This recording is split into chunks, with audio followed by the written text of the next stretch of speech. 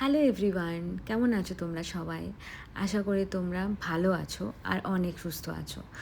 আমরা সে লাস্ট উইকেন্ডে বেরিয়ে পড়েছিলাম মহাবালেশ্বর একটা হিল স্টেশন মহারাষ্ট্রের। সাতারা ডিস্ট্রিক্টে অবস্থিত। আমার বাড়ি থেকে মোটামুটি 200 কিলোমিটার মতো দূর, আর যেতে ওই 6 থেকে 7 ঘন্টায় লেগেছিলো, কারণ মাঝখানে দুবার হল্ট নিয়েছিলাম আমরা। একটা রাত থাকবো ভেবেই আমরা প্ল্যান করে বেরিয়েছিলাম, তো সেই বুঝে প্যাকিং ট্যাকিং করে সকাল সকাল বেরিয়ে পড়েছিলাম একদম মেয়েকে নিয়ে।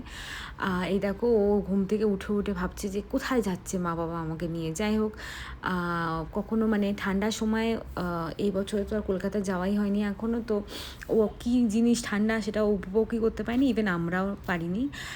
মহাবালেশ্বরে এই জন্যই যাওয়া যে একটু ঠান্ডাটাকে উপভোগ করবো বলে। বাট ব্যাড লাক, কারণ আমরা যখন গেছি ওখানে ওয়েদার ওই 18 ডিগ্রি ছিল, মানে 18 থেকে 19 ডিগ্রির মতো। তো সেই রকম ঠান্ডা যেটা কলকাতা মানে কিছুই না, ওরকম ঠান্ডা তো মানে পাইনি। তো যাই হোক, তবুও মজা তো করেছি। আর এই দেখো, যাওয়ার সময় যে হিল স্টেশন ছিল, ধরো অনেক ধরনের ভিউজ পেয়েছি আমরা, যেতে যেতে বেশ মজা করছিলাম, কারণ রোড ট্রিপ আমাদের দুজনেরই খুব পছন্দের। তো তারপরে আমরা তো পৌঁছে গেলাম এই অপ্সরা একটা রিসর্ট নিয়েছিলাম আমরা মহাবালেশ্বরে। রিসর্টটা বেশ সুন্দর ছিল এবং অনেকটা বড় প্রপার্টি ওদের ছিল, বেশ ক্লিন ছিল সব জায়গাটা। শ্রীনিকা জানি না কেন সেদিনকে খুব একটা মানে খাবার খেতে চায়নি, খুবই কম খাচ্ছিলো একদম। যাই হোক, তো ওকে শেষমেশ বিস্কিট ধরিয়ে দিয়েছিলাম হাতে, কারণ বিস্কিটটা অ্যাটলিস্ট খাক, মানে এরকম একটা ব্যাপার, যাতে করে অ্যাসিডিটি না হয়ে যায়। আমার তো ভীষণ শরীর খারাপ হয়ে গেছিলো, আমার ভীষণ ভমিটিং হচ্ছিলো আর কি ওই দিনকে রাস্তাতেই, কারণ শরীরটা খুব খারাপ করছিলো, অ্যাসিডিটি আই থিঙ্ক হয়ে গেছিলো খুব। তো তারপর যাই হোক, এই হোটেল পৌঁছে মানে গিয়ে রুমে ঢুকে শ্রীনিকা তো এইটা ওটা সেটা ফেলে দিচ্ছিলো। গপু দাদাও গেছিলো আমাদের সাথে, মোটামুটি আমাদের সাথে সব জায়গায় গপু দাদাকে আমরা নিয়ে যাই। তারপর যেহেতু বদ্রি পুরো রাস্তাটা ও মানে গাড়ি চালিয়েছে আর ঘাটি এরিয়া, তো একটু চা চাইছিলো, তো চাও অর্ডার করে দিয়েছিলাম।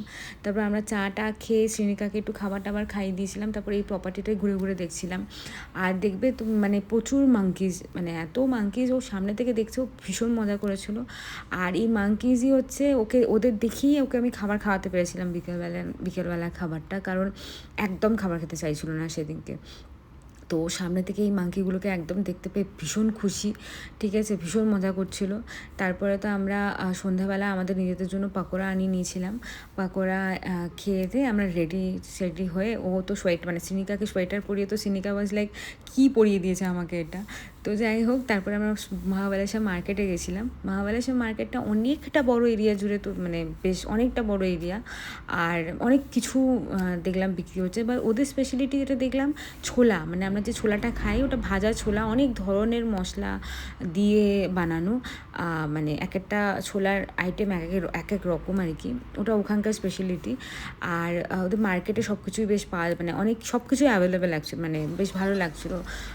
স্পেশালি তোমার জুতো, ওখানে কোলাপুরি শু, যেটা কোলাপুর মানে মহারাষ্ট্রের কোলাপুর ডিস্ট্রিক্টে তৈরি হয়, সেই জুতো ভীষণ চিপই পাওয়া যাচ্ছিলো আর কি। যাই হোক, তারপর আমরা ডিনার করে হোটেলে ফিরে এসে ঘুমিয়েছি।